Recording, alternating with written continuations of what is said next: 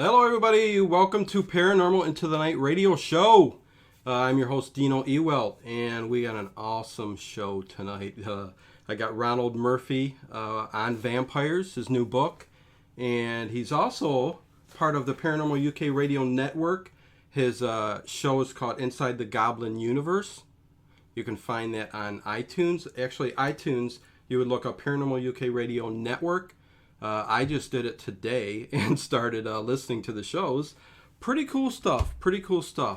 And like I said, tonight we're going to talk about vampires, okay? Werewolves, probably get into some cryptozoology too, because this guy has a lot of good information.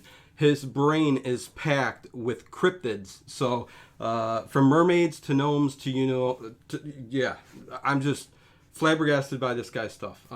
I've followed him since Spaced Out Radio days. That's where I was introduced to him, and I've listened to everything I could with him. So get the good stuff out of the way. What we're doing here is I am streaming live on Facebook, and I am streaming live on YouTube. So both together, we are streaming them simultaneously. So this is something new I'm trying. Seeing how it goes. So share if you can. Share. Also get my groups out of the way. My Facebook group is Paranormal Into the Night. Duh. It's right up there on the screen. It's all over the place. So join the group. We have fun in the group. I get these shows out. We also go up into iTunes. So you could do a quick search Paranormal Into the Night on iTunes and download us there. What else can I say? Paranormal Into the Night Facebook page too. Also, I should mention, we're part of WatchersTalk.com. Check them out. They also got a Facebook group, Watchers Talk. And you could also check out Ancient Aliens Worldwide. Be sure to do that group because that's the big group, and that's the one with Leonard and Leo, and it's a very, very cool group. Dave Plouffe is already in chat. Thank you, Dave. Appreciate it. And if anybody has any questions, feel free to do it in the chat, and I will look at them and see what I can, grab out of you guys. But we got plenty of stuff to talk about, that's for sure.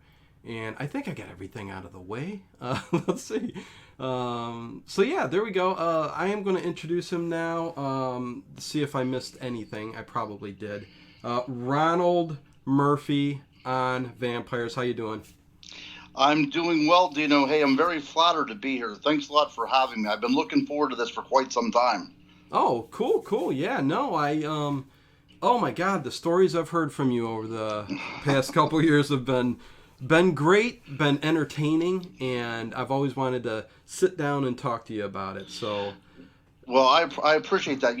Probably the same way that you were brought up. I mean, you had this love and this passion for everything that went bump in the night. You had this really a zeal for the paranormal. I know I was that way as a kid.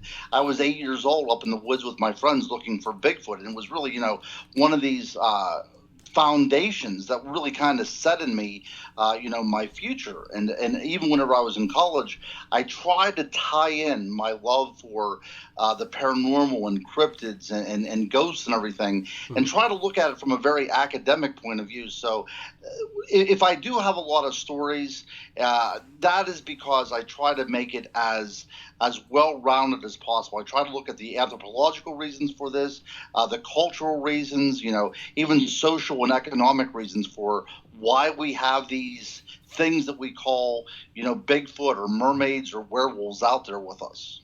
Oh yeah, for sure. I mean, I started the same way. It's a lot of things happened when I was young, and they're unexplained. To this day, they're unexplained. I can look back and go, you know what? A hand came out, touched me.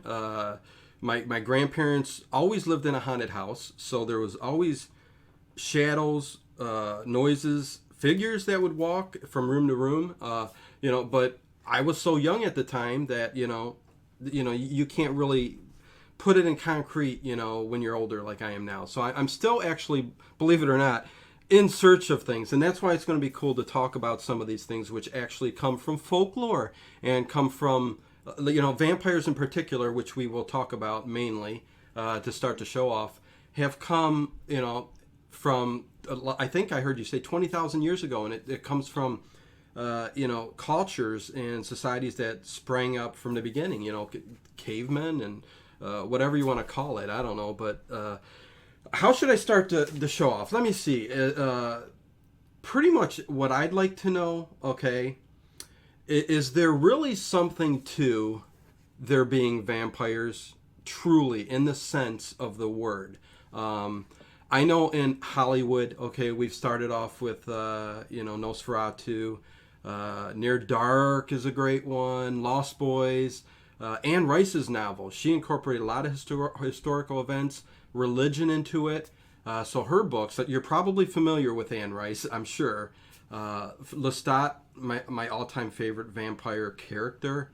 But is there really something to it, or is it just something that comes out of folklore and is like stuff that is made up to, you know what I'm saying? I do, yeah, and that's a great question. I mean, is there truth behind all of these type of archetypes that we have out there? And my quest as a researcher is really to look at the underlying elements that created these archetypes, Mm-hmm. And if you look at the vampire, if you say that does the vampire exist? The word vampire only goes back to about 1700s. It's not an ancient word. So if you go farther back in time and you look at these cultures from around the world, they may not have had the word vampire, but they definitely had a belief that creatures existed that would come into society, into civilization, and feed upon the blood of the unsuspecting. I mean, that's just part of cultures around the world, and I'm not talking about just European and Middle Eastern cultures. I'm talking about in Asia and even Australia and oceanic islands such as the Philippines. They all have this belief. So as a researcher, you have to come to a grip about what is the underlying truth behind all of this, and I try to go back as far as I can into prehistory to kind of figure out, because I like to look at things from a very Jungian perspective. I like the way Carl Jung insisted that we as a human race are shaped by events from our distant past. And the reason why we have certain archetypes that is concurrent throughout different cultures is because we as human beings actually experience these type of things in our development of our society. So, the word that Jung would have used would be the collective unconscious. And I've always been fascinated by that word, probably for the past 30 years, looking into how different races of people over vast time and space can have the same type of archetypal characters. Mm-hmm. So whenever I start looking at the archetype of the vampire, and even the werewolf. I know that you had mentioned about maybe talking about werewolves later. So we'll lay the groundworks for anything that you want to talk about tonight. And it will be from a very anthropological point of view. I actually went to the University of Pittsburgh and I studied literature, and then in graduate school at Indiana University of Pennsylvania, I studied history. So I was able to study with some very good anthropologists and some very good leaders in their respective academic fields. So whenever I look at what really formed us as human beings, we've been biologically, anatomically modern humans for right around 400,000 years, depending upon which book you read. So we've been around for a while, but it was really a time period of about 12,900 years ago that really sparked who we are. And that was a period called the Younger Dryas, and that's named after an indicator flower. I don't want to go into too specific of a thing, but humanity had started to gather in societies by this time, loosely based, but there were still societies happening around the world. Mm-hmm. And not only were there societies, there was also animal husbandry beginning.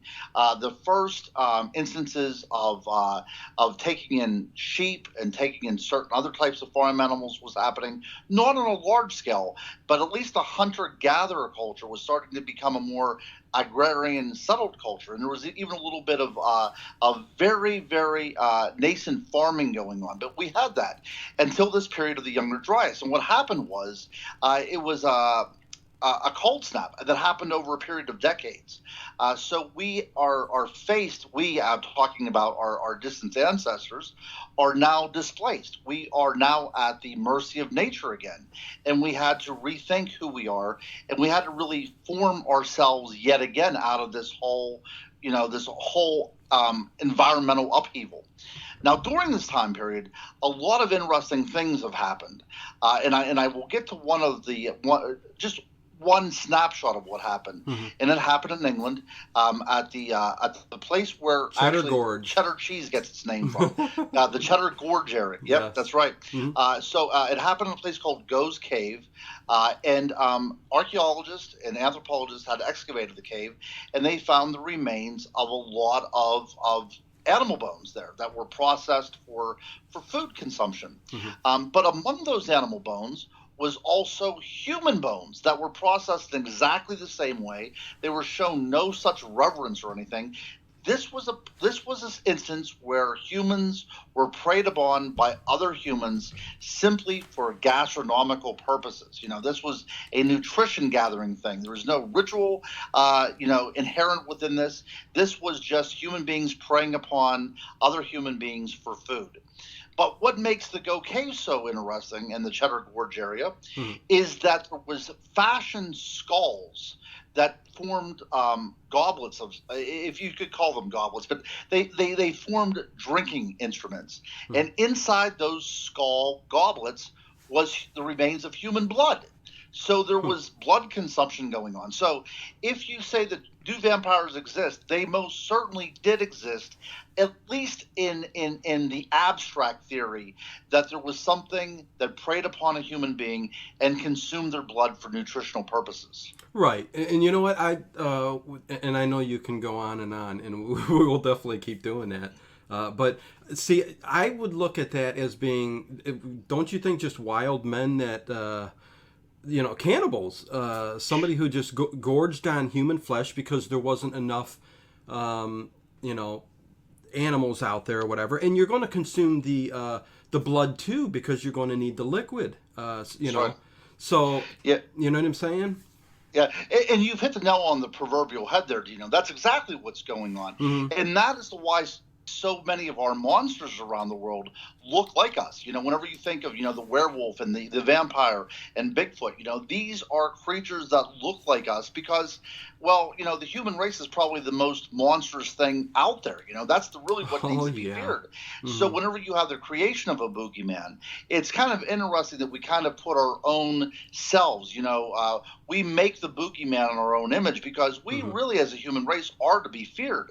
And that's what was going on. I mean, England at this time probably only had about 1,000 human inhabitants. Yeah. It was actually termed the land of the living dead because more people were dying than were being replaced at that period of time. So Mm-hmm. what had happened was a group of people got together and found it much easier to prey upon human beings than it was animals, and they simply, consumed people as if it was a food source. But this kind of thing is not in any way remarkable. It's not something out of the ordinary because these type of instances happened in places around the world.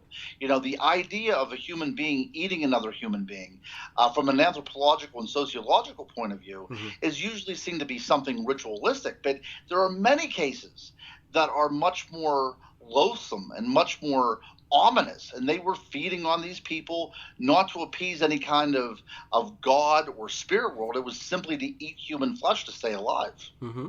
And that's the thing. I mean, how you distinguish from what could possibly be real, as in a real vampire, that may have somewhat extended life and actually sustains itself on blood. And then on the other hand, you have these stories like this where it's so easy for somebody in a culture to start a story and it to get out of control. And the next thing stories like you said are popping up all over the world that vampires are in this culture and this culture and this culture, but whereas they just bring it from these stories that have been passed on and on. You know what I'm saying? I do know exactly what you're saying. That's absolutely correct.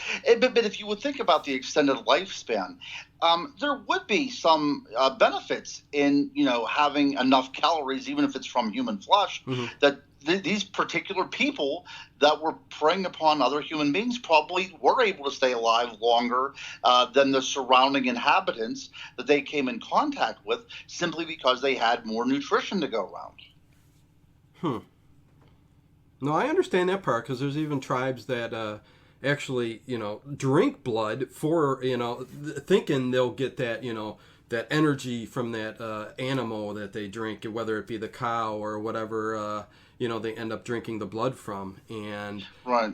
But, and even still, to this day, you got people who, there are groups out there who drink blood and believe they actually are vampires. Then you got the mentally ill who actually... but they think they're vampires because they know of the story of the vampire. And what I'm trying to do is get down to the bottom of, do you really think there is that mythological creature out there somewhere? You know what I'm saying? Right, I do. If not in the 21st century, I do believe that there was a stimulus, some sort of reactionary response to something in the environment at one time that we would call a vampire, whether it was a cryptid bat of some kind or some other kind of creature. But if you would, actually sit me down and interrogate me, I do believe that there was truly a monstrous creature that we would refer to as a vampire that did indeed prey upon human beings at one time in our distant past, definitely, but quite possibly maybe up into the modern age. Now, do I believe that there's something out there like that now? That's very difficult to say.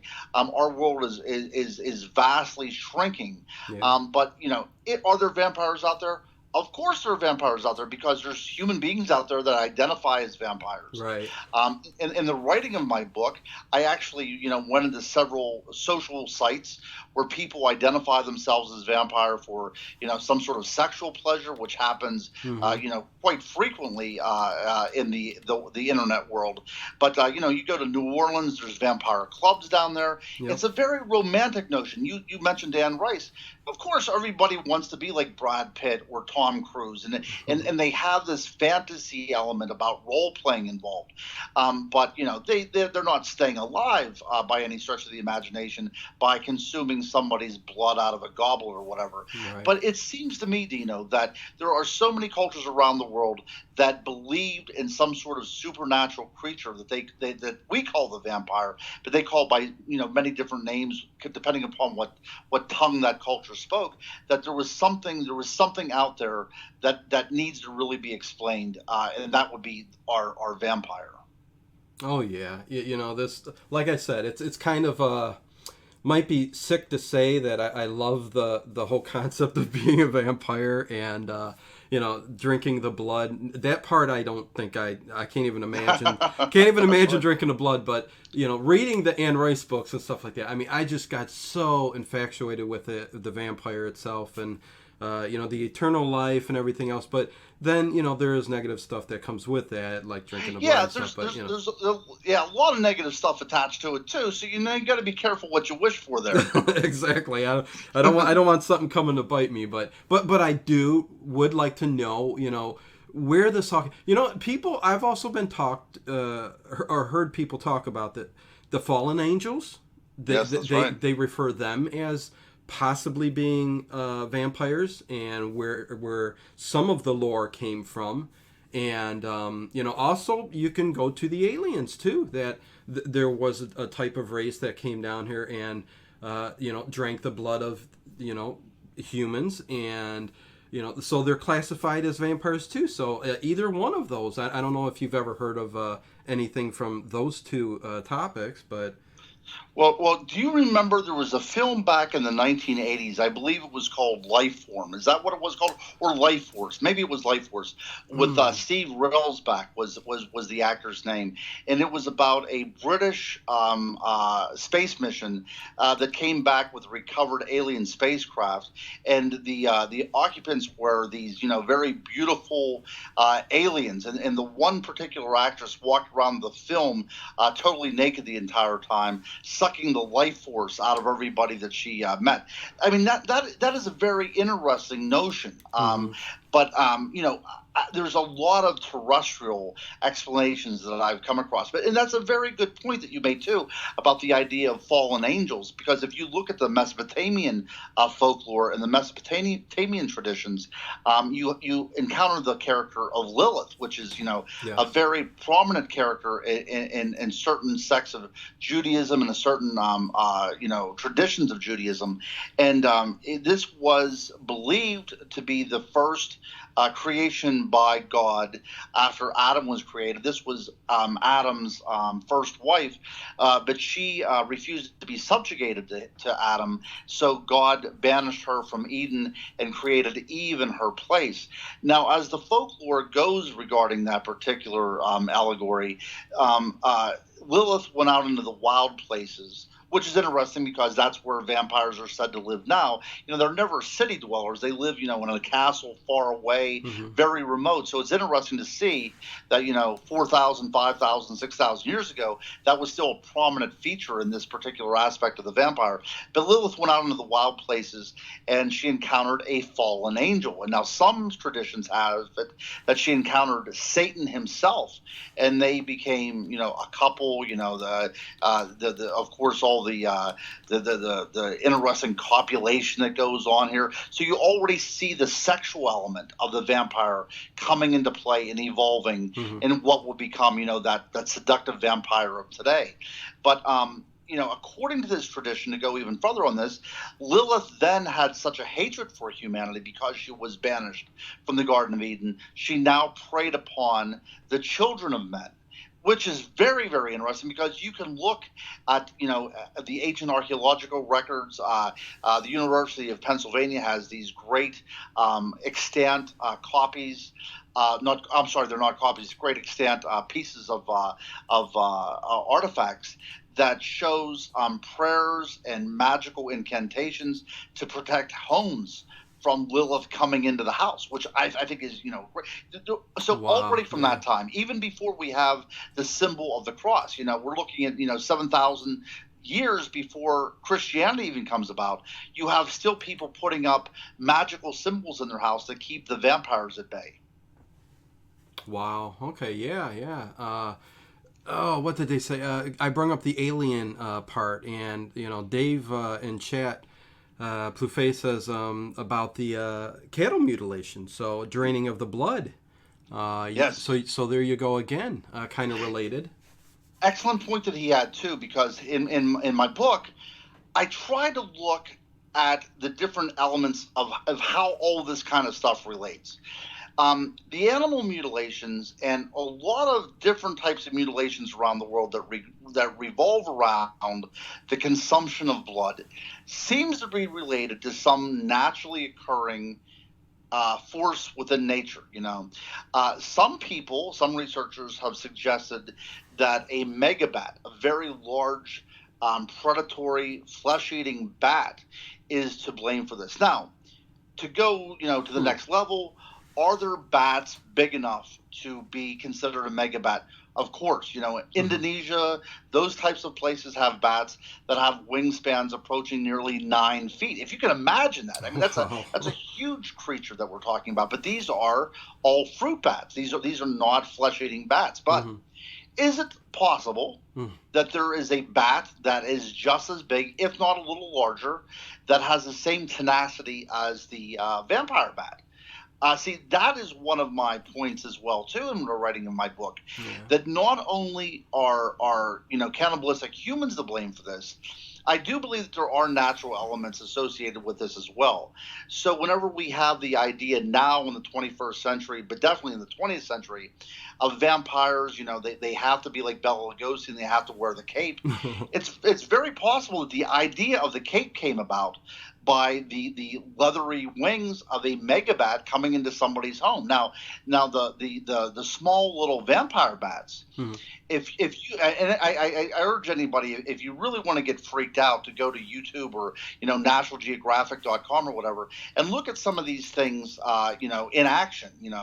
That they enter into a home or into a barn or what have you, and they do look remarkably like a very small humanoid creature approaching its prey. They have this kind of interesting jumpy gait, so they're bipedal. They don't use their wings. They actually hold their wings up. So it's a really weird, unnerving appearance that these things have. So is it possible that there was a megabat that stood maybe 4 feet tall, that had this 9 foot wingspan, would enter into a house and sneak up to a sleeping, infant or whatever, and feed upon its blood. And, every now and then, the parent or whatever would come upon this creature feeding.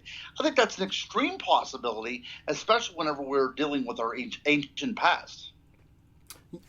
Good points. Good points. Totally. I agree. Anything's possible for sure. And it's possible that one of these things are still out there nowadays. I mean, like I said, I do believe there are many cryptids out there that are still hidden away and have the capacity to be hidden away for maybe another century. So it's very possible that somewhere out in the middle of nowhere, the desert places, because even in the Bible, I mean, it's always been the tradition that these vampire creatures live in the wastelands. They live far away. They're removed from any kind of humanity and civilization, and they only visit us to feed upon us. And it's possible that they were referring to some sort of cryptid creature that lived far away and were opportunistic and only came into the villages to prey upon the unsuspecting. Interesting. But the whole alien aspect, you really don't. And I know you might not go so much into that side of it because you are the crypto guy. So No, I mean, I anything's possible. Anything's possible. That's exactly right. But Yeah. but as far as my research goes, I'm very Fordian in my Okay. my research. I try to find a natural explanation for what's going on and try to keep it as earthbound as possible. Now, not everything fits into that particular paradigm. I will tell you right now. Hmm. But whenever, and this is another show entirely, but I'll just touch on it. Hmm. Whenever we talk about things like extraterrestrials, I'm not 100% convinced that they are from another planet or from outer space. I think we might be dealing with something that is very elemental to our world, and it might even be an interdimensional type of thing, and they simply bleed within our reality every now and then. So whenever people reported seeing fairies back in the Middle Ages and the Renaissance, Hmm. they may be seeing the same type of creature that we in the 21st century, with our technological background, call extraterrestrials. Wow. Okay. Yeah. Definitely. Hey, everybody that's showing up in Facebook Live, I really appreciate it. I'm trying to catch all the comments over there. I'm really focusing on the YouTube chat because you can kind of see it up on the screen. But I'm looking back and forth. And again, this is awesome. I love that everybody's showing up and it's working. It's doing great. This is really, really cool. Yeah, that's awesome too. And this is the way radio needs to be, my friend. Yeah. Whenever a listener, well, first of all, will spend enough time to actually patronize a show. I mean, that's fantastic. Oh, yeah. But in order to be actually interactive with somebody as well too, this is really exciting radio, and I'm flattered to be a part of this. Oh, yeah. Hey, again, I mean, thank you so much for coming on and talking with me. I mean, I've loved every show I've heard from you. But again, somebody brought up in chat, YouTube chat, too. I knew that was going to, especially from Dave Plouffe. He follows me on my Late Horror Show and everything. So this he's a professor, I believe, at a college. He knows a lot of stuff. But he wanted me to ask you about Elizabeth Bathory. So very good topic, and I love the Yeah. story, even though it's very, very, very evil. So go ahead. She is an evil woman. I mean, we would call her a serial killer, but this is somebody Yes. from the Renaissance who was born in nobility, and she basically preyed upon peasant girls that were her servants or who she drew from the neighboring villages because at that point nobody would surely miss a peasant girl, Mhm. but what she would do is she would basically mutilate these people. I mean, there are extant court records that show that she would take them and either she would do it or she would have somebody do it for her. Using scissors to cut somebody open Mhm. or take hot skewers and like tear their flesh open, Yes. and she would cut their throats and bathe in their blood because she believed that the blood would ensure her, if not everlasting life, at least a longevity which she sought and this beauty that she sought after. But we're talking. This is after Vlad the Impaler, so this is a very aristocratic approach to what we would call a vampire.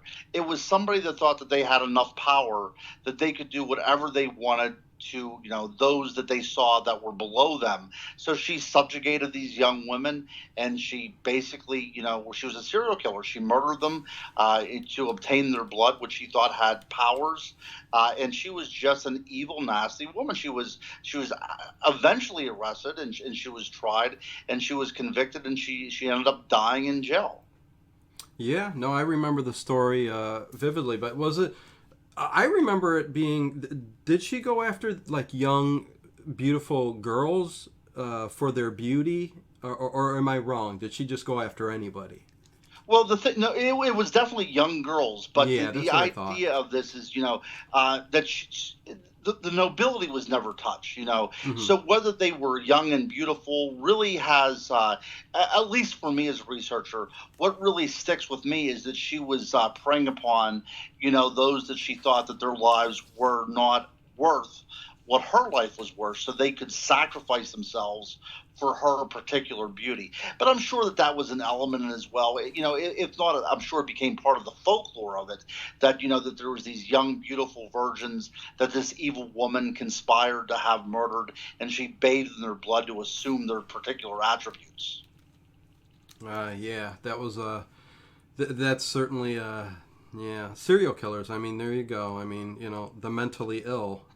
That's right, You the know. mentally ill, and that happens even today, doesn't it? I mean, Oh yeah. even down in Florida. I mean, the thing about vampires, when we talk about vampires, we're talking about somebody that consumes the human life force in order to stay alive. Hmm. But I mean, that happens even to this day. Whenever there was the person down in Florida several years ago that was feeding off of a body, he was high on bath salts or whatever, but he still believed that there was this Zombie. power within the human flesh Hmm. that would give him power in return. Oh yeah, I think that was they were calling that the zombie where he was eating the face That's off of. right. That's right. Yeah. And interesting again because as we progress throughout the ages, Hmm. then we come to the idea that the vampire is one of the living dead. Right? We Yeah. that is something that rises out of the grave to feed upon the flesh of the living in order to have this kind of half life.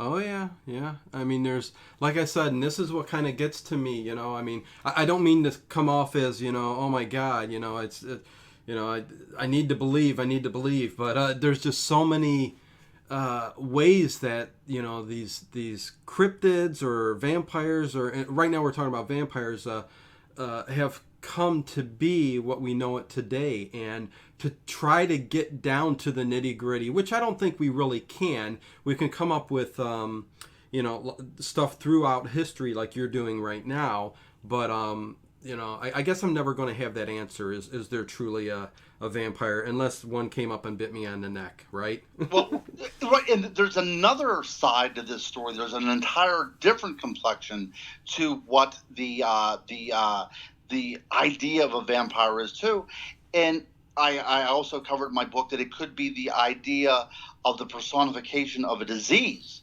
The way for us to kind of work that in, Yeah. that something is preying upon us. So when we think of the disease of tuberculosis, which at one time was called consumption because it seemed that there was a force actually consuming the human body. So, I mean, there's so many different elements that go into the creation of the archetypal vampire.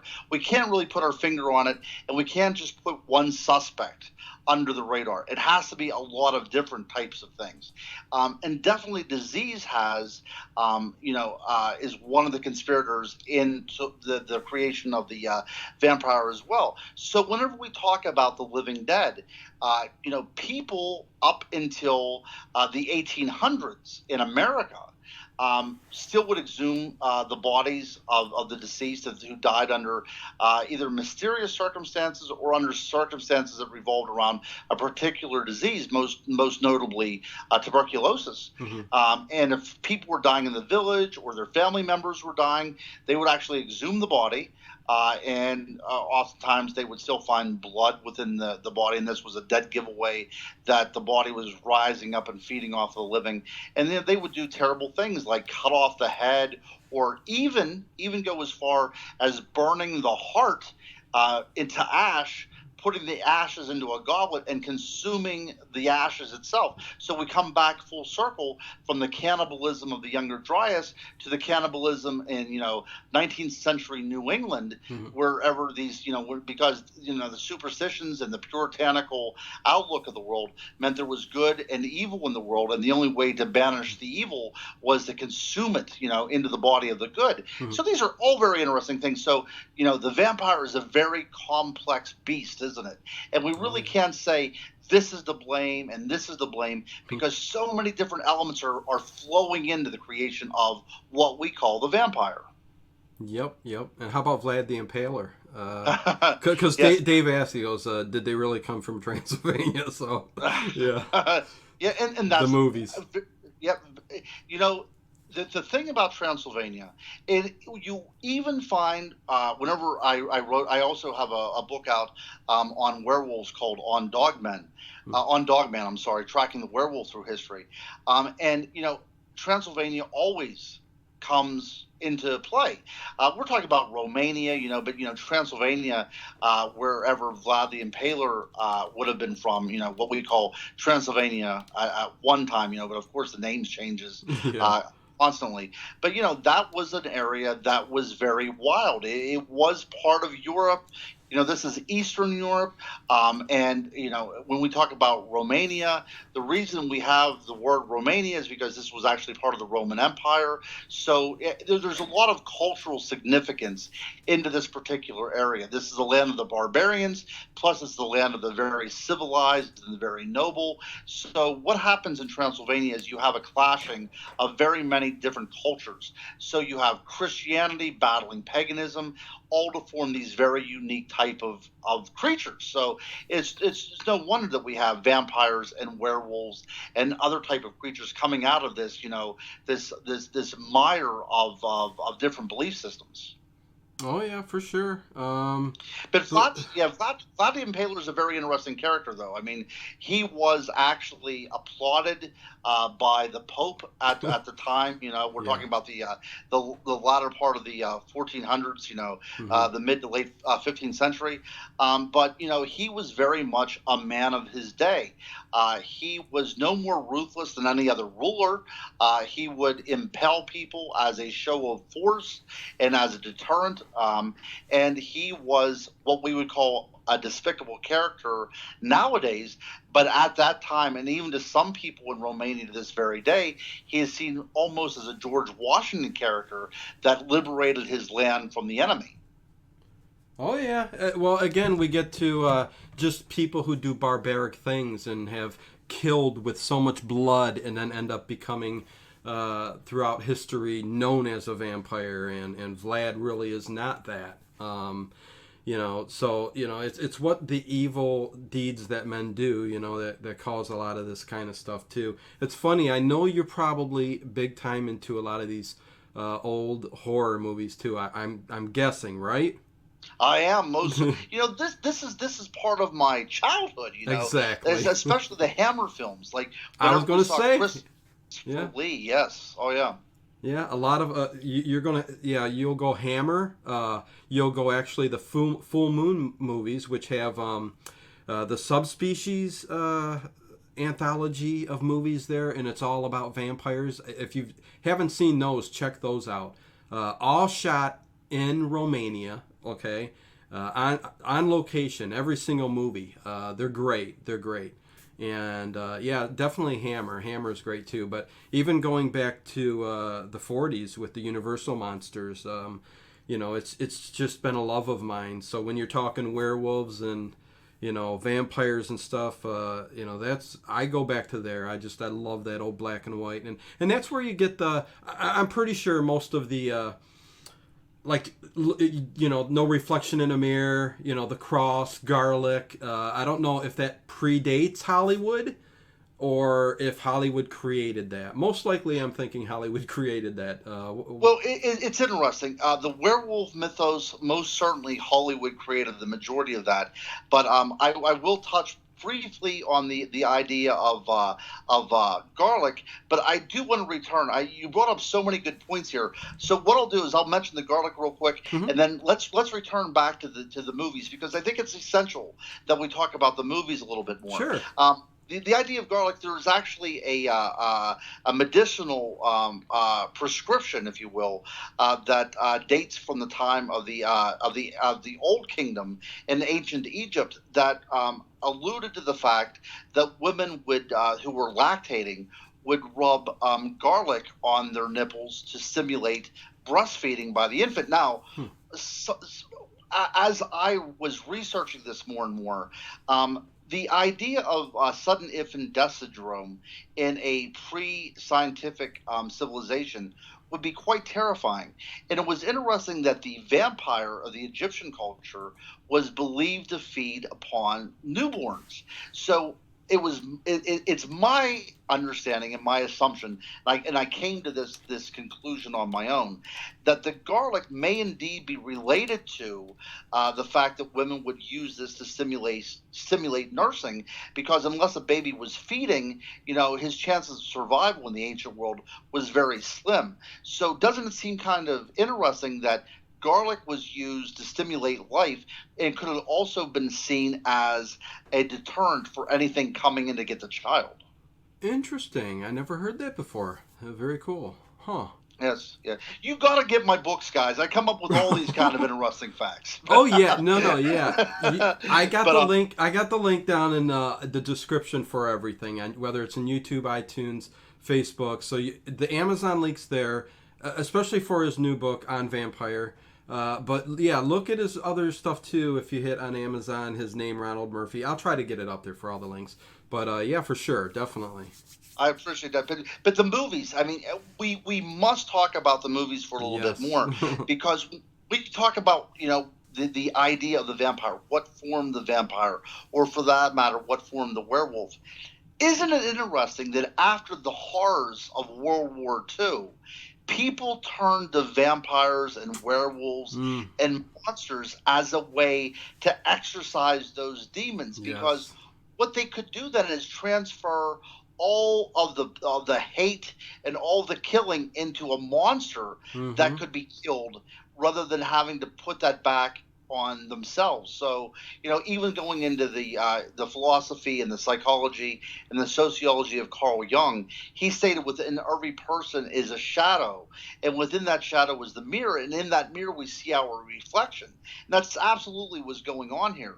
Out of the horrors of World War II, people were turning to monster movies to be a catharsis, to actually be able to watch this kind of stuff on screen as just a bystander rather than a participant. But so whenever where does the vampire come from? Where does the Frankenstein monster come from, and Yeah. werewolves come from? It comes from us. They are essentially us, and we are. They need us as much as we need them. Oh yeah. No, it's like I said, it's very very interesting thoughts. Sherry Putnam says some people believe that vampirism is a medical condition called porphyria with without knowing the history of the disease with the vampires. Yeah, so anything to that? Yeah, porphyria. Yeah, that's very possible. I mean, there is the aversion to sunlight because it can be very painful for the skin. There have been reports where the lips actually recedes to make it look like the teeth are are more like fangs rather than just Right. teeth. Because, but and so of course, there are medical conditions that happen in the world not only for vampires, but we can also look at hypertrichosis for the realm of the werewolf, people that produce this overabundance of hair on their bodies. Of course, there are medical reasons for this, but these are genetic diseases that are quite rare. So it may have happened in isolated cases. It happened in very regionally located, regional locations, but on a widespread type of situation, I just simply do not see it. I do believe that there were probably villages back in the Middle Ages and in the Dark Ages, and even in Greek and Roman times, where there were people that were suffering from genetic diseases that were kind of ostracized from the community, and they became sort of the boogeyman. They were allowed to live because most of the time, if a child was born, they would have been exposed to the elements and unduly killed just Hmm. to get them out of the way. But I'm sure that there was surviving members, especially in the Middle Ages, that they formed their own little communities, and there were probably small little hovels in the woods someplace of people suffering from porphyria, that people saw them as vampires. But again, on a worldwide scale, that was a great question, by the way. But on a worldwide scale, it doesn't make sense to the creation of the Right. archetype of the vampire. Yeah, I think throughout, like, I mean, the whole planet, there's just so many different uh, kinds of vampires and through like throughout folklore and stuff like that. So it can be categorized probably in many different ways. Whether it's like we've talked about the mental illness or just the sickness or just through people cannibalizing or so yeah. I mean, I'm not sure if there's actually. I mean, I actually do believe probably before a lot of these stories even began, there may have possibly been some sort of real vampire, whether it be, like I said, you know, from aliens or what be it, some kind of species before man itself. That's just me. Like we said, anything's possible, but Right. There's no right answers in this, is there, no, Dean? no, there isn't, and we could go round and round and just we could probably go from culture to culture and say this is what they think, this is what they think. So yeah, it's kind of a big circle, and that's probably why it's probably a good thing to read your book because you probably got all these different types of things and. People can make their own decision on what they think. Is there It, really a it, vampire out there sucking blood? I probably not, like you said, but who knows? It could be yeah. a creature, could be anything, and everything gets jumbled up. I think we know that, Ronald, in this with you doing cryptozoology, it's very hard to narrow these creatures into one category. It's just a constant Yeah. search, right? Yeah, they refuse to be labeled. Every time you think that you're getting to the bottom of this, Yes. there's ultimately another question mark, which I particularly love. I mean, I love a good puzzle and try to figure this Yeah. thing out. And it's really remarkable because you can think about these things theoretically about where they came from, but make no mistake about it. I want to let you and your listeners know people still report seeing vampires and having encounters with vampires to this very day. So something is going on. It would be okay if we would talk about this, talk about, we would be sitting around with smoking jackets on, smoking pipes, and sipping Chardonnay and stuff like that. But Yes. but but there is an academic element to it too. But there's also a very real component to this because people are still reporting these things to this very day. Whenever I wrote my On Wildman book that actually was tracing the development of the Bigfoot mythology, Hmm. it's okay to sit around and talk about how this thing formed into what we call Bigfoot nowadays, but that does not take away from the experiencer.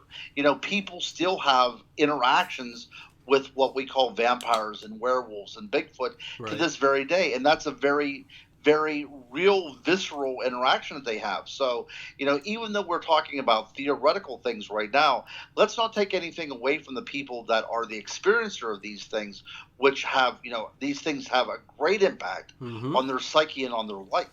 Oh yeah, and then you got the other side to it with the empath, the vampire who sucks the energy out of a being. So there's another side to that too. So people call them, you know, what is it? Empathic vampires. You know, draining you of your Sure. energy and stuff. So Psychic vampires, right, psychic right. vampires. There you Yep. go. Yeah. Yeah, and then you have the sanguine vampires that were the ones that are that feed off of blood. Now it's interesting because as I was doing this book, I had to research some of the internet sites, and there are a great many fetish sites out there that are focused predominantly on vampirism, and there are people on there who have as their as their thing that they are either the host for the vampire,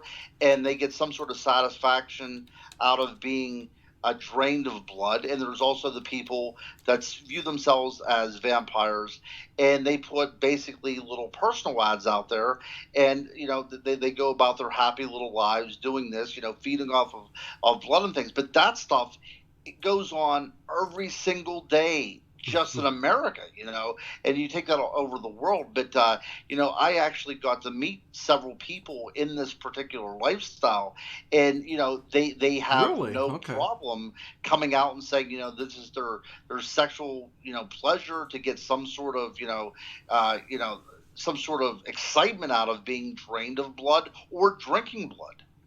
Right, right, and that really, when you come down to it, has nothing to do with being a vampire. It's just loving the idea and getting yourself involved in the culture and the eroticism of it and stuff like that. Abs- So yeah, Absolutely, Dino. That's totally. absolutely the case.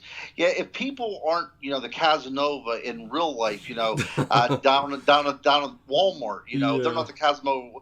On these particular sites, they can hide behind the veil yeah, of being a vampire or a prey victim or whatever, and then they are able to achieve something that they can't normally achieve in real life. But that also feeds into the way we see the vampire in the 21st century. So again, it's very hard to draw a picture of what the vampire is, because as I show in all of my books, whether we're talking about mermaids or ghosts or what have you, hmm, they change and they evolve with each successive culture they come in contact with. exactly. Yeah. Well, let me ask you another question that I'm not sure if you've ever been asked before, but what is your favorite vampire character throughout the years in the motion pictures? Any out come right to your? One of my favorite horror movies of all time is Bram Stoker's Dracula. I thought that it was a great, besides Keanu Reeves, and I think that that is going to Hmm. be the problem for a lot of listeners out there. Yeah. But I thought it was so well done in this use of miniatures and just the way it was filmed.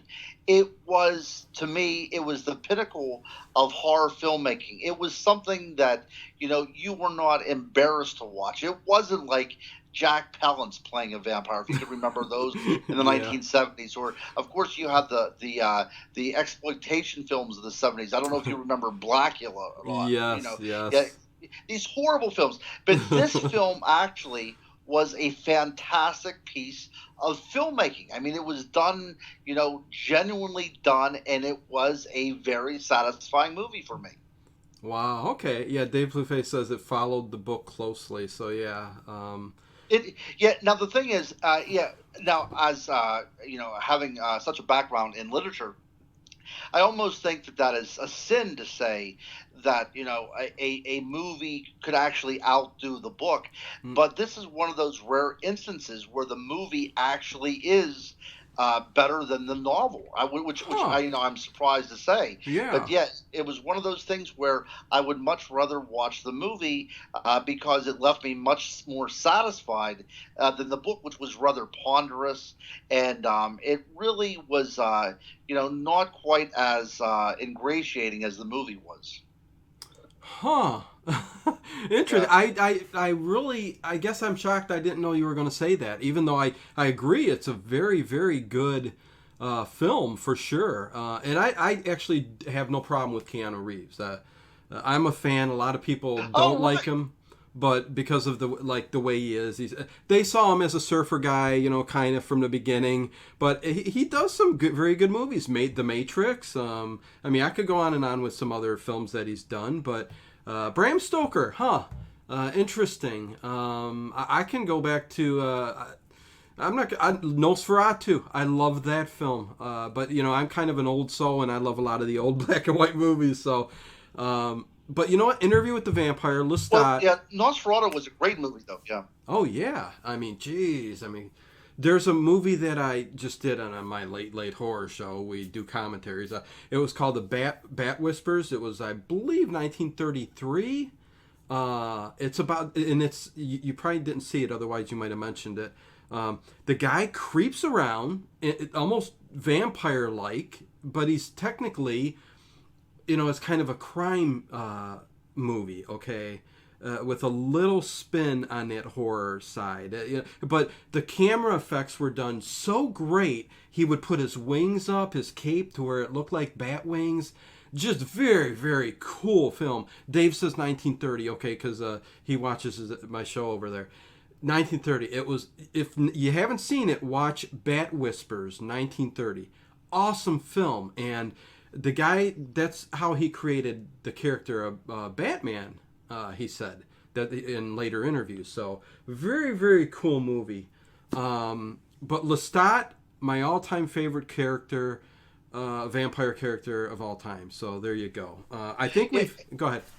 yeah. Whenever that movie came out, do you remember there was an outpouring of ridicule for casting Brad Pitt and Tom Cruise in those particular roles. I thought Yeah, they did a good job. I have they no did. problem with that movie at all, but I think they wanted something a little bit darker or whatever. But I thought that for what it was, I mean, it was a good vampire film. Oh yeah, no. You know what? The problem is, and I know we're getting to movies here, but that's just the way I do it. If we flow into something else, then so be it. I think because I read the books from Anne Rice, I had a totally different image of Lestat and Louis and all of them and Claudia and all that. So when I did watch the movie, even though it was great and I did like it a heck of a lot, I just could not get past the Tom Cruise and the Brad Pitt thing. Although I did, and I still love the movie. It's just when you get these characters stuck in your head, just like The Hobbit. Okay, Mm. I read those books. There's no way I can get out the imagery in my head and watch the movie, even though the movies are fantastic. You know what I'm saying? Well, now I will happen to. I'll have to argue with this Okay, go with you on ahead. this, Go okay? ahead. Um, I despise the movies, my friend. Actually, I love the books so much, the Lord of the Rings and the Hobbit so much that Okay. my oldest daughter's middle name is named Eleanor after the flower that grew in Uh, Rivendell, and actually that was Samwise Gamgee's yes. daughter that was born after the return, after return from the destruction of the ring. Uh, I love these books so much. Now the movies are much more visceral, aren't they? They're much more action packed rather than the thinking part. oh yeah. But I really truly despise the movies, Dino. I Okay. adore the books and Mhm. I despise the movies. I apologize for No, don't apologize. that. We all have our own ideas on what we love, and like I said, if you read the books first and you look at the movies, you may get let down, even though it's big blockbuster, great effects, and they did this and that. It's just hard to get what you think or what you laid out in your head, and what they did to the movie. So I agree totally. Yes, yes. It's a shame. It's a shame we do not have a video capabilities tonight, because where I set up the computer in my little office here, Yeah. I have this great tapestry of Middle Earth that we could actually go to right now and point out. But Yeah. maybe next time we'll have to go there. Oh yeah. I mean, it's audio right now, you guys, but because the software's new, I'm doing this new thing with Facebook and YouTube at the same time, so video will be incorporated into this again, and I'm sure I'll have Ronald on again to talk some more stuff, because there are probably thousands of cryptids out there, and I think we've probably beat the vampire to death a little bit, chopped its head off.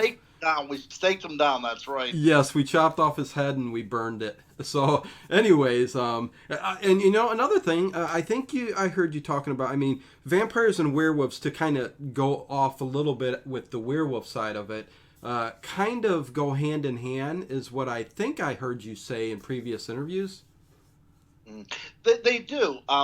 What happens is, when we talk about the idea of cannibalism happening at this crucial juncture in human development, at this younger Dryas period that I pointed out about an hour ago, you also have paintings from this time, cave paintings, that represent people transforming into animals. Now, nothing werewolf-like, but there's definitely pictures of shamans transforming into game animals, probably some sort of sympathetic magic in order to assure a successful hunt.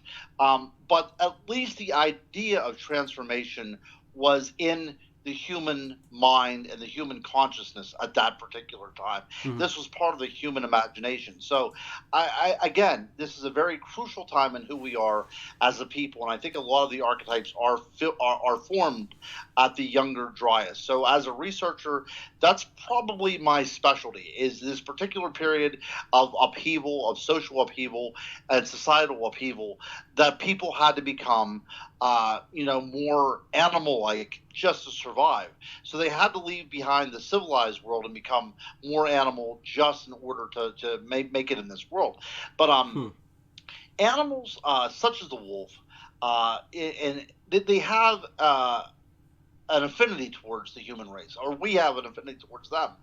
They're pack animals. It's based upon a group hunting for the benefit of everyone, that belongs to that particular group.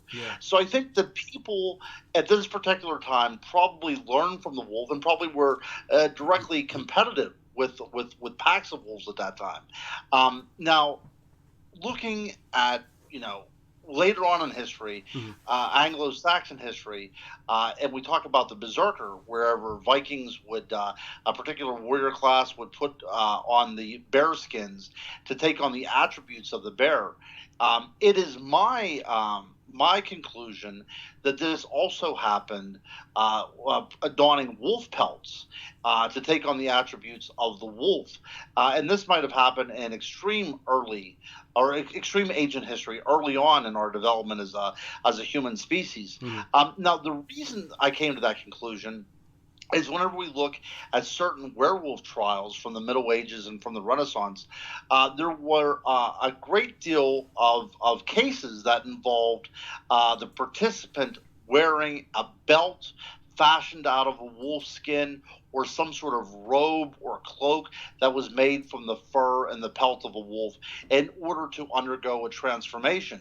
So I think the next logical conclusion is that we might be talking about a mental illness here, but at least they're drawing upon the idea that the remnants of an animal could be put on and assumed by the person wearing those skins. Okay, so nowhere down the line do you think there were actual werewolves? I mean, shapeshifters, creatures that actually turned into the actual. we have skinwalkers in the Navajo belief system. We have the Right. skin changers. Oh, absolutely, there was something going on there.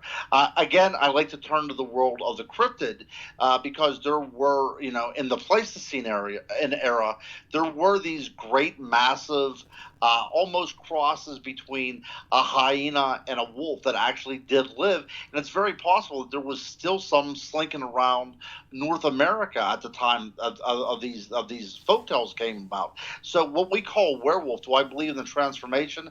I'm not quite sure about the transformation, Right. but I certainly believe there was an animal responsible for a lot of this. So when we talk about the werewolf, the reason we call it a werewolf is the WER part of that is an old English term that relates to a man. It relates to an intelligence. So there's very many reports of werewolves, of a creature being a werewolf that was nothing more than a wolf that was behaving in a rather intelligent sort of behavior. There was the old shuck of a particular church in England that was said to break down the doors and seek out certain parishioners and kill those people and leave the rest unscathed. It's something acting out of the realm of acceptability of an animal. So there are reports around the world even of wolves acting like humans in the way they hunted. Yes, and like Marty Feldman in Young Frankenstein said werewolf, and Gene Wilder said their wolf. Anyways.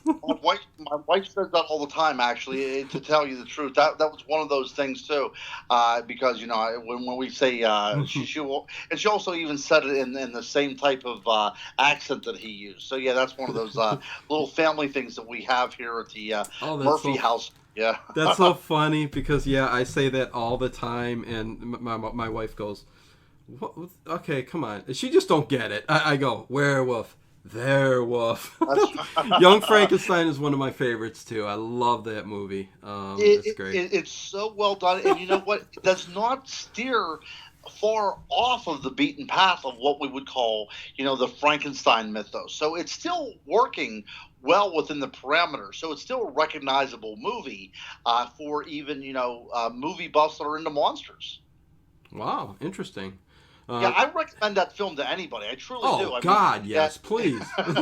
If you want to laugh and you want some, yeah, I mean, come on. There's just too. Leonard O'Neill says in chat, he says it is said that the first time the werewolf was used was in Ireland by the clan O'Rourke.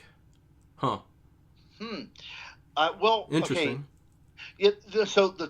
We might be talking about the Anglo-Saxon actual term of werewolf because Okay. the first man wolf in history that you could actually really pinpoint would be the god Anubis in Egypt, which is actually the first time Yeah. that we see a creature assuming the attributes of man and wolf at the same time.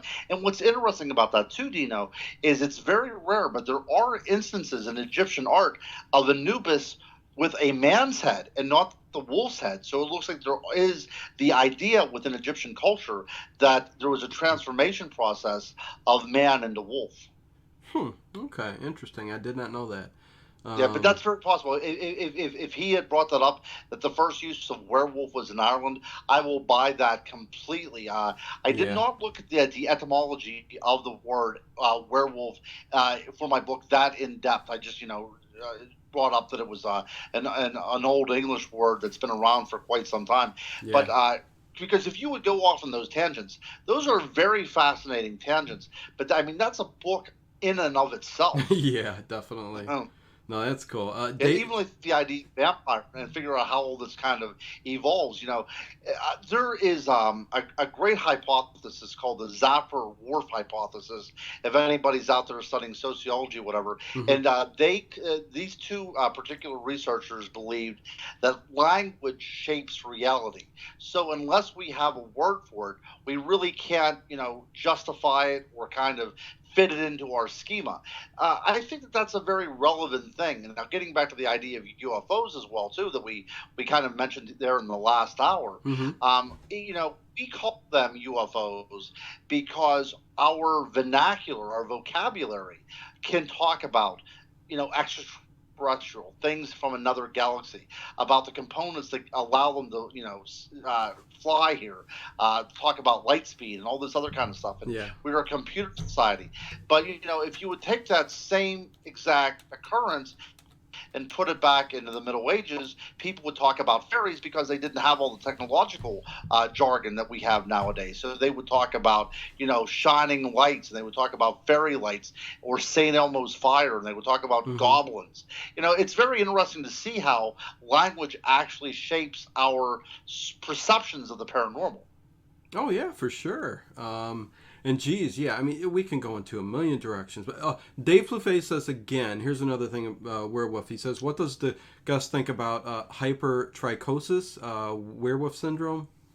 Yeah, we had mentioned that. We actually touched on that whenever we were talking about porphyria back there when we were talking about Oh, okay. Yeah, um, yeah. vampires. What is interesting about hypertrichosis is it exists to this very day. It is a genetic disease, and one of the most famous cases involves a group of people out of Mexico that have made a living by Yes, working yes. sideshows and acrobats and things like that. So people probably already know about this; they just don't know the term. But what is interesting is when we look at ancient maps, places in India, places in Africa, Hmm. would show these dog-headed men on certain places of the map. Now, again, as a researcher, I've come to the conclusion that what might be going on there, in fact, is sites where people that may have been subjected genetically to hypertrichosis may have actually had settlements. So whenever you see dogmen pictured on ancient maps, this might actually be, the way people could grasp the idea of people living in communities with hypertrichosis. Hmm. Okay. The same way with porphyria. Like I said, it does not explain the archetype of the werewolf completely, Yeah. but it certainly can explain it regionally. And I do believe that that is probably, and if anybody would care to read it on Dogman, Tracking the Werewolf Through History, I do go into the genetic basis to a lot of these particular ideas and folklore, and I look at the ancient Greek uh, perception of this, and I move it up into the modern age as well too, because the werewolf, the idea of the werewolf, the transformation, is very biological, isn't it? I mean, it Oh, has yeah. a component that seems almost scientific to it. There's a cause and effect. There's a catalyst. There's something that happens in order to spark this transformation. So I think when we talk about the werewolf, we're talking about something very unique, and I think there is so much biology behind it. It makes sense that we're talking about some sort of genetic predisposition that only now we can classify scientifically as something akin to hypertrichosis. Oh, right. I mean, there's diseases out there that, yeah, you can attribute to all kinds of different things. But that one, definitely. I know the family you're talking about down there, and it's, yeah, I mean, hairy people. That's my, right. my, That's my right. grandfather was very hairy. He was Sicilian, so a little Oh, bit. there you go. Yeah, yeah. So it Yeah. So, happens. so what would happen is that, and that's a good point. If we could touch on that a little bit more, Uh-huh. people did not want to run into a werewolf. So there was this, these great kind of telltale signs that people would look for, so they could steer clear of these werewolves that whenever they were in human form. And there was some really amazing, outlandish things like a unibrow was the sign Yeah. of a werewolf in human form, or somebody that had hairy palms. But definitely an overabundance of body hair would signify that this person was indeed capable of transforming into a werewolf at any given moment. So yeah, I mean, people always look for what my one professor would call an outward manifestation of an inward spiritual state. Wow. Yeah. No. Yeah. Very interesting. Sorry, I'm trying to. People throwing me a bunch of questions here and stuff. Hey, Dino, you're doing a great job keeping this moving on, and I do love the idea that there's people asking questions. This, you know, Oh, heck yeah. whenever you listen to a radio show, sometimes people run out of things to talk about, and it's always good whenever listeners have something to say and bring it up because that allows us to really keep this fresh. Oh, for sure. I mean, you can't think of everything when you're, doing an interview and talking back and forth. I do like the intimate side of it, and that's why my shows kind of go just with the flow. I mean, whatever comes next, and so on. So that's just how I do my shows. That's just how you roll, Dino. That's how I roll, man. I'm laid back. I'm as laid back as they come. So, That's right. That's right. like you said, I should have my little pipe in my library, old school style. But yet we need our computers and our all our software and stuff to get things done. But We do. it's an interesting world we're living in right now, huh? Let me see. Somebody getting back just really quick to the vampire because somebody, Omar from Watchers Talk, just sent me this. He says, and I'll read it really quick. It says, there are suggestions that vampire was born out of sorcery in ancient Egypt, a demon summoned into this world from some other. There are many variations of vampires from around the world. There are Asian vampires such as the Changshi, evil spirits that attack people and drain their energy. The blood drinking. Sorry, I'm trying to read this the best I can, guys. The blood drinking. Oh, it froze up on me. Now I can't get to the. Oh, there we go. The bottom part. Sorry, Ronald. Oh, no problem, man. The Changshi, evil spirits that attack people and drain their life, energy. The blood drinking, wrathful deities that appear in the Tibetan Book of the Dead, and many others. So basically, talking about spirits or evil demons of some sort being summoned, possibly being vampires, and where this came from too. Yeah, sure. But we have to have religion Yes. being an element in this. So now we evolve from something like humans devouring flesh to stay alive to now we've entered a world that necessarily has to be civilized in order to have religion within it. Correct? We now have Yes. the idea of sin. We have the idea of hierarchy involved now, and so we're dealing with a civilized world when we're dealing with these types of vampires. That's a completely different topic, Yeah. which is I'm glad that your listener brought that up. But yeah, I mean the idea of the Lilith that we talked about Right. was she was believed to have had relations with a fallen angel, which was in essence a demon. In Islam, we have the idea of spirits that will enter dead bodies and reanimate them to feed upon on the flesh and blood of the living.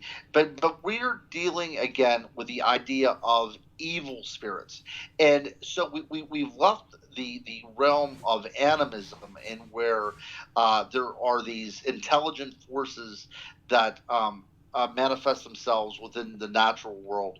And now we've moved to a very Judeo Christian understanding of the world where sin and good and evil are now combating each other. So that's something really unique to the vampire at this point.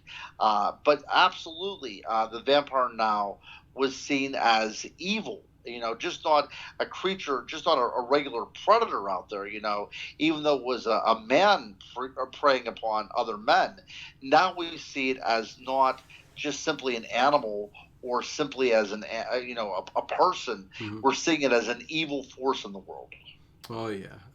And again, I know you like to stick to what could possibly be real, and which is good. I mean, it keeps you focused because we can probably get out of hand. Like I'm trying to bring up aliens and how they could possibly be involved, and you got that, like you said, that the view, and you'd like to look for different, like real, like animals, cryptids side of the story. So I do get that for sure. Yeah, but I also wrote a book though on ghosts as well. So I have no, Okay. I have no objection to talking about, you know, actual spirits being responsible for these things as well. And it doesn't have to necessarily be the spirits of a deceased person. We could be talking about some sort of incorporeal spirits that inhabit another dimension, another realm, what have you. Hmm. And every now and then are able to manifest themselves in this world, and it's very possible that they could take on they could assume the form of what we would call a vampire, or what we would call a werewolf, in order to prey upon the living for whatever reasons, Oh to yeah. torment them, and everything. So yeah, we have that complete understanding as well too. Again, it's some people to this day or some people this day, not to this day, Hmm. because it's a relatively nouveau theory. But some people think that aliens and ghosts might be something that are very Similar, yeah. entwined. Right, Hmm. exactly, very similar. They might actually be one and the same. So whenever we're getting EVPs or whenever we're seeing these shadows, are these extraterrestrials, or are extraterrestrials not even extraterrestrials, but are there some sort of force within our natural world, like I spoke about earlier? So whenever we're talking about all this kind of stuff, it becomes not so much black and white. This is a gray area. These are creatures that inhabit a space that we really do not understand. And maybe we can never understand it. But, we must keep in mind that this is not cut and dry. Whenever I go out to investigate anything, or whenever I go about writing a book, it's never going to be like a mathematical equation that has right and wrong answers. Hmm. At the end of every one of my books, there's going to be a question mark, because every time I come up with a suitable theory, Hmm. it just asks more questions. Oh my gosh, yes. Patricia in chat says, yes, I think they do soul exchanges. I believe she's talking either the ghosts or the aliens, either or. I would believe because they could be intertwined. Yeah, or the Um, skinwalker or the skin changer as yeah, well that too. too. Yeah. This idea of giving oneself over completely to something else. I mean, that's very possible as well too, and that's really part of shamanism, or shamanism, I should say. But the idea of being able to give up your humanity to become an animal, you are exchanging yourself. And I think whenever we get to that idea, that Native American idea of a skin changer, Hmm. that's what you're doing. You're exchanging yourself for something else entirely. Very interesting philosophy behind that. Yeah. And do you think anything is there really anything to the full moon? Is it just part of the ceremonies, part of religion, or I mean, is there something to it? Well, there's a couple things to it. One is, if when we're talking about the movies, to talk about the movies again, those great lines spoken by the gypsy in Yes. Lon Chaney's The Wolfman. Yes. That was all Hollywood. That had nothing to do with any thing in Right. reality, when they're the moon is full and bright, and the wolfbane blooms and all this kind of stuff. There's nothing to that, but it's interesting to look at the idea that the moon has very pagan elements to it, and whenever we're looking at a world through the lenses of good versus evil, uh, you have this pagan element kind of clashing with the person that says his prayers by night, and this kind of dualistic nature, and I think that that's really what they're getting at. But the moon has really no bearing in the actual transformation process. The moon is the symbol for the night, and the night, ever since Christianity came into being, is the place where evil resides. This is the darkness. Hmm. So I think that is the kind of milieu in which we are talking about here, and not so much literal transformation solely by the power of the moon. Yep. Doesn't all of this just drive you nuts, though, Ronald, or doesn't that bother you?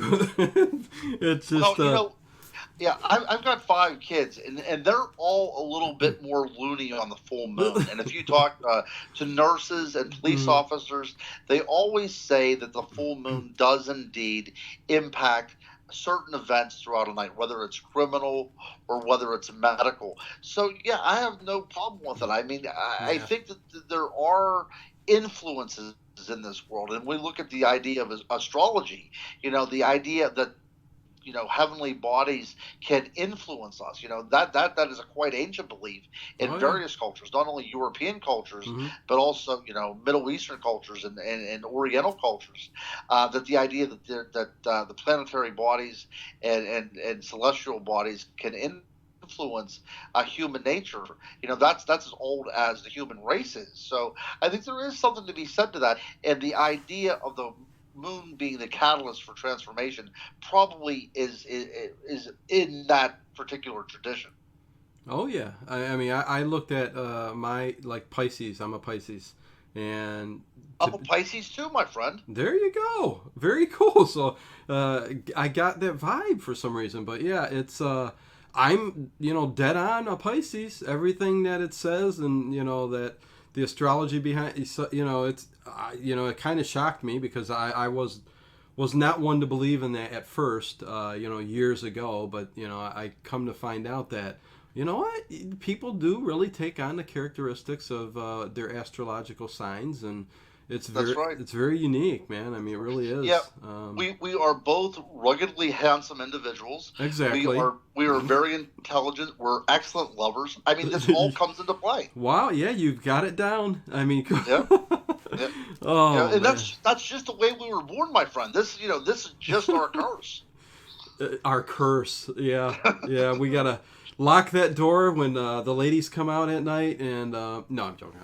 I carry a stick around Do you? Yeah.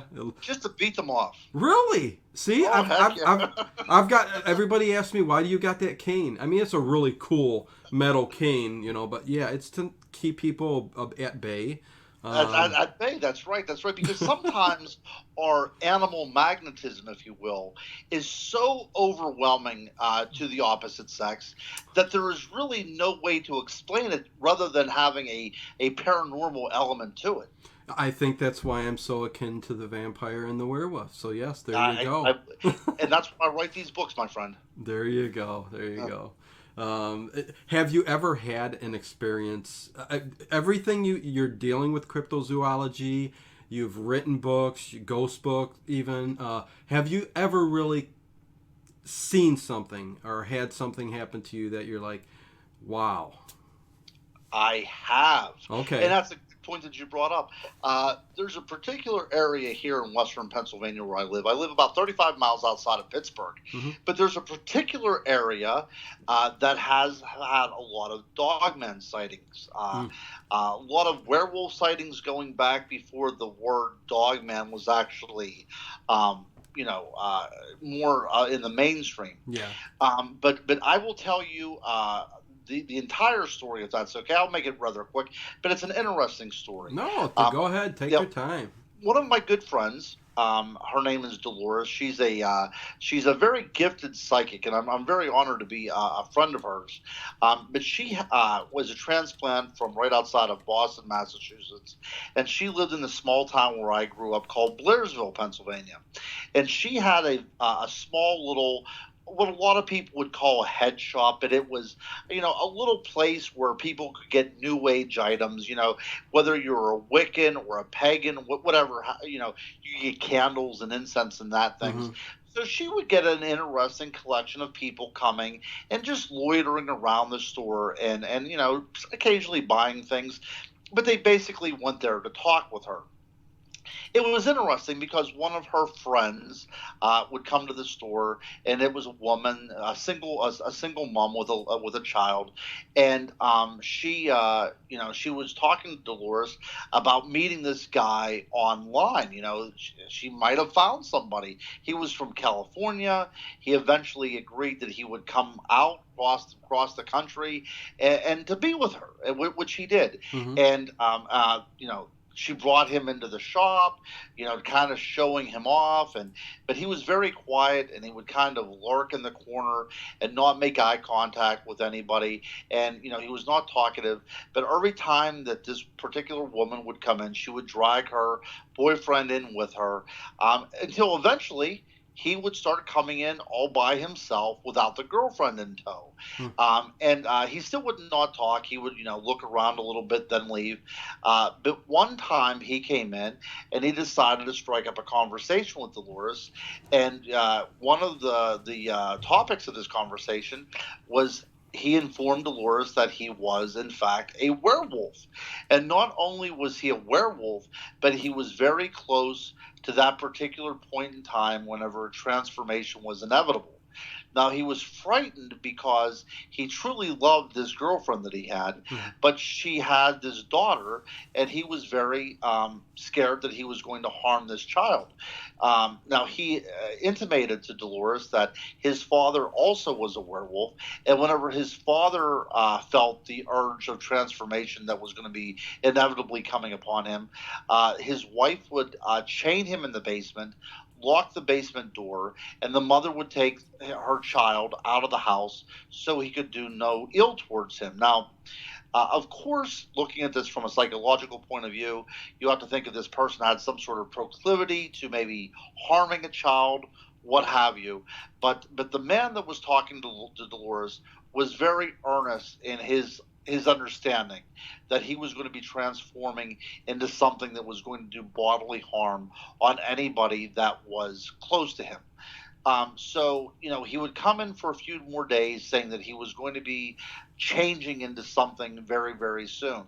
And he did not want to hurt anybody that he loved until one day he simply stopped coming in.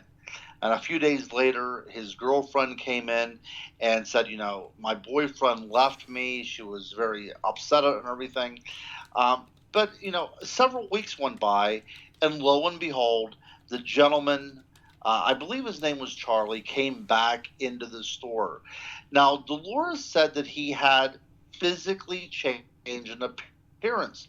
It looked like his cheekbones were a little higher, his jaw was a little square, his nose was a little wider. It looked like there was a physical transformation. But he told Dolores, he said, I did indeed transform. But what I did before I transformed is I found this very out of the way area where I was able to transform so I wouldn't hurt anybody. But while I was in my transformed state as a werewolf, I met another female werewolf there, and we ran together with all the sexual euphemisms that would go along with that. And he stayed in this particular area with this woman, with this was transformed female werewolf, until the urge until it subsided, and then he could return back to his girlfriend. But it was very interesting that he said that there was other ones out there as well. Now, the place where he said that he went to transform is very unique. It was a thriving town in the 1800s. It was built around the railroad and was built around the canal system. But the flood of 1888 came out and washed out Johnstown, and the Johnstown flood also did a great deal of damage to the canals there. And it was more beneficial to flood towns. The town is called Livermore, by the way. It was more beneficial for the government to flood towns like Livermore and do very little damage than for towns like Johnstown and Pittsburgh to be inundated with floodwaters. So there was a concerted effort to go about eliminating these little towns to make them flood control areas by the Army Corps of Engineers. And that's indeed what had happened. So what is unique about these areas is that a good majority of it is underwater, but we're talking about hundreds of acres, if not close to 1,000 acres of pristine land. There is only one road in. There's one road in. It's a gravel road, and there's no way back out except that one road. There is no kind of boat traffic there. There was a small walking path, but for the most part, if you wanted to stay hidden and concealed, that is the place to do it. It's a very unique area, and I urge any of the listeners, to look up anything the Army Corps of Engineers has done. They do a very good job of eradicating any type of human. Human remembrance that there was even, any towns there. They do a good job of erasing that off of the map. So it is wholly returned to a natural state. Um, so this is a great place for a researcher to go, because whenever you go there, Hmm. there is no way for anything to be tampered with. As I said, there's one way in, and that same way is the way out as well. So I and a group had went down to this particular site in Livermore to do a nighttime investigation into the werewolf and the dogman mythos that is concentrated in this particular area. Hmm. And we parked at the, like as I said, the one road that goes in, and there was no other cars there. And we were walking the one trail that borders this area, and we thought that we heard something behind us. And as we turned, something was walking, keeping pace with us, beside us, right, like it was pitch black, but if it was in the weeds, and it was in the underbrush. But if it was close enough that you could reach out and touch whatever it was so close you could actually hear it taking the air in, in order to breathe. It was that close, and it was also that large, and it was working with an intelligence like an animal normally wouldn't do. It would stop when we stopped. It would keep track with us, and it was constantly watching us. We felt this, and not only did we feel it, but something entered into our minds of what this thing looked like, whether that was psychically projected, whether it was done through some sort of infrasound. I'm not quite sure. Hmm. But the my partner that was with me down there at that particular time, named Ryan, we both compared notes after this particular encounter, and it was the exact same thing. We knew that this thing was a quadruped. We knew that whatever it was a very hulking mass on four legs. We both could vividly see snarling fangs, very canine, Hmm. flash within our minds, and the eyes, of course, the eyes, these ever searching eyes that this creature had. Although we did not physically see it, we had this impression almost emblazoned within our minds about what was stalking us down there. And we do believe that it was stalking us. Whatever was there meant to do us serious harm. Now, we were able to actually get out of that particular instance without any kind of, encounter directly with this creature. But it was interesting that an area that is reported to have many werewolf sightings, in particular the case where Charlie said that he went down there and ran with a female werewolf.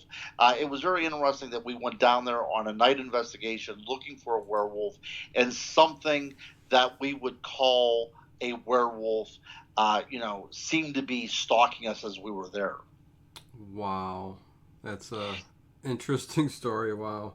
Yeah, well, and it was, it's one of those stories where, even though this is probably about 5 years ago, Yeah. it feels as if I'm still there. I mean, my Oh flesh yeah. still, Hmm. goosebumps. It's still very, I can still hear the sound within my ears, of what that creature was doing.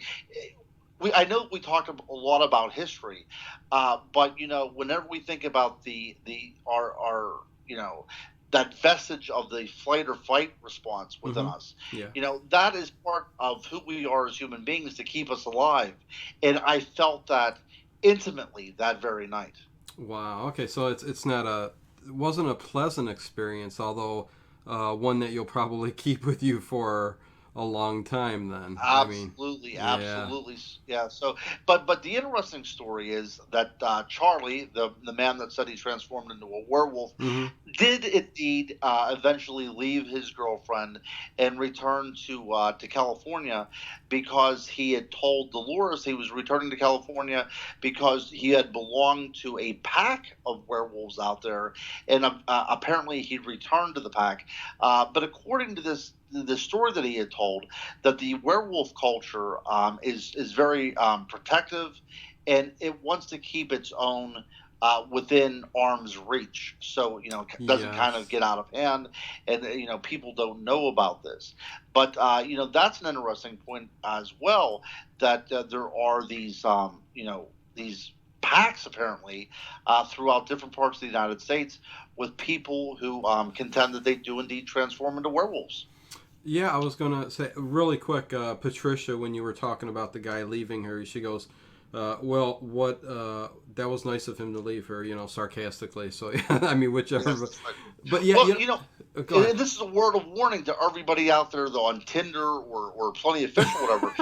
You might be left swiping into a werewolf, so keep that in mind, ladies. Oh man, yes, yes. Well, you know what? It's very interesting that you spoke about that. How people like it's a community, because I actually spoke to somebody not long ago.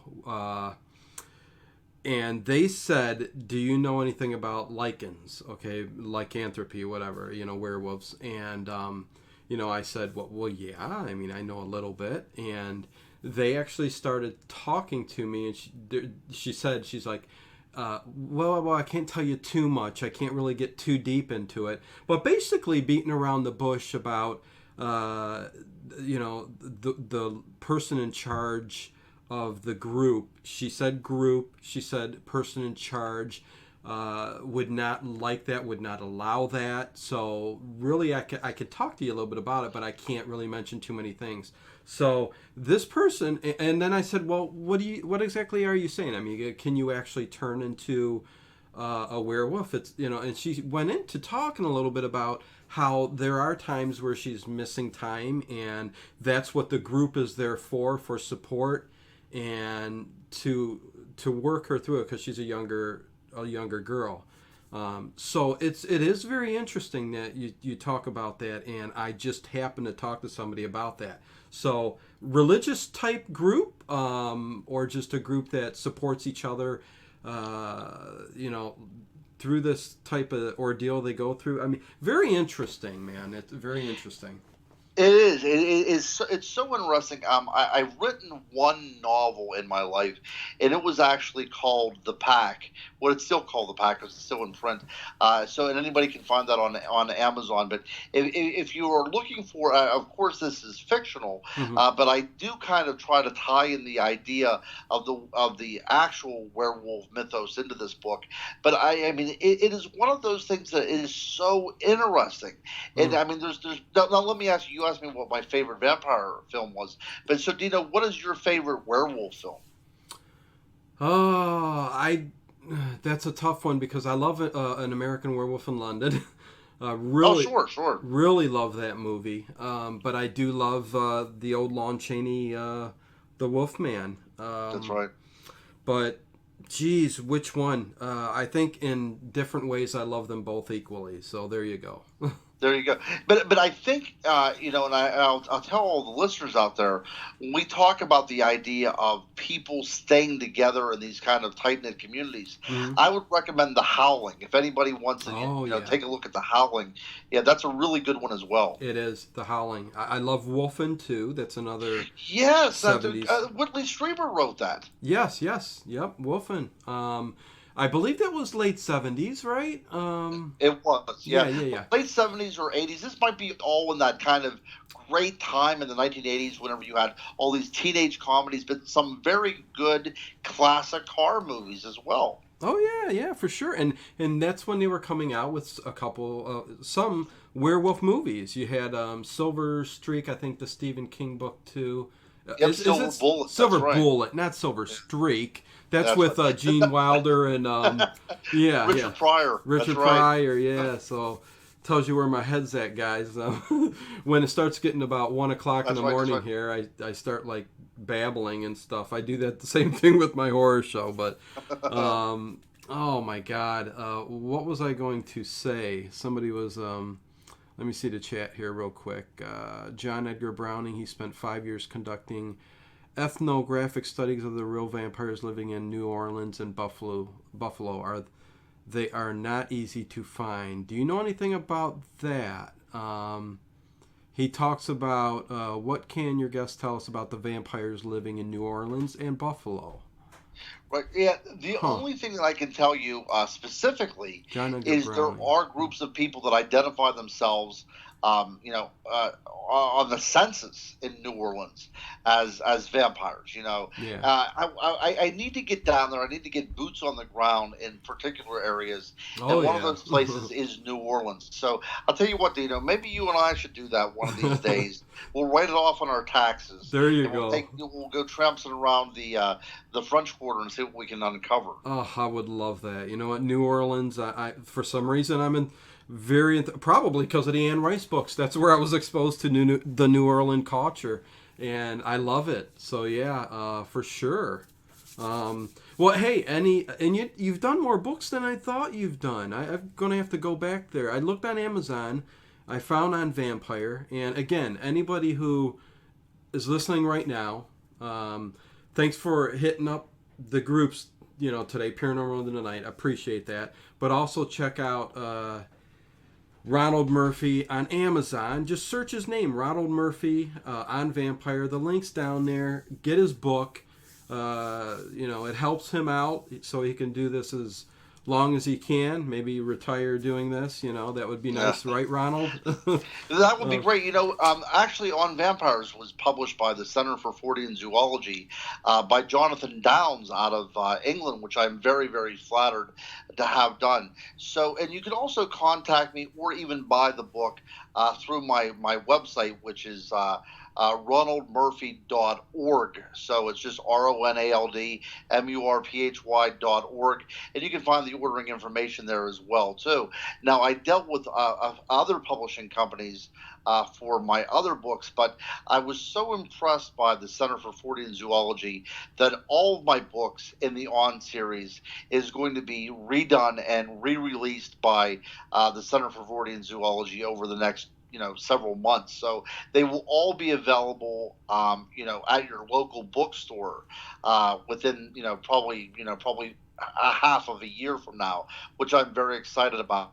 But if in the meantime, if you want to see the original versions of them, they would all be available at Amazon.com. And I urge everybody to pick it up. They go for about like $15 or something like that. So we're not mhm. talking about a great deal of money.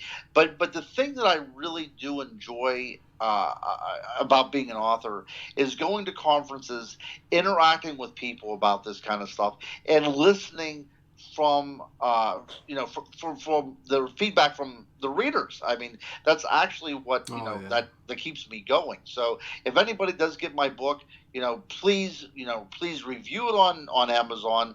That helps out us writers as well. And definitely, give me a little bit of feedback. Tell me what you like and what you don't like, because at the end of the day, my friend, you know this as well as I do. Mhm. We are here to serve our audience. Exactly.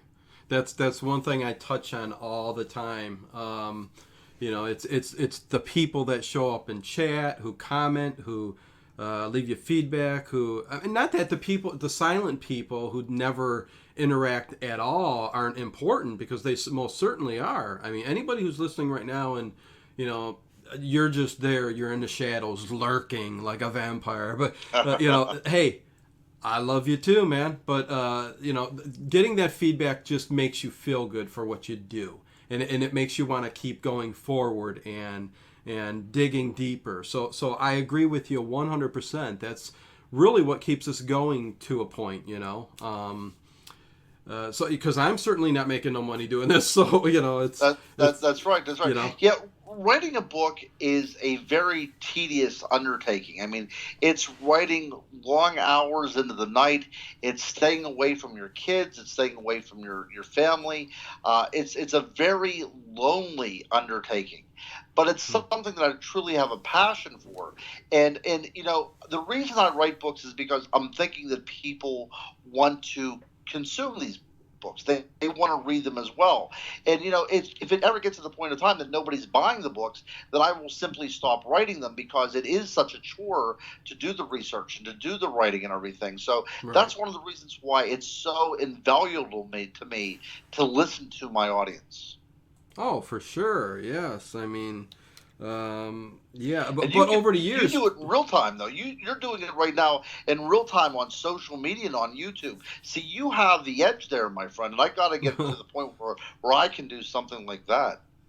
yeah, oh yeah, for sure. I mean, you if you ever need any help figuring it out, let me know, man. But Well, yeah, I'm lucky that we're doing this right now, my friend. I can turn on a laptop and I can stick one of those exactly. little USB things into a port. That's about all that I can do. Yeah. Yeah, actually, guys, if this writing thing doesn't work out for me, I'm really not employable in any other means. Oh boy.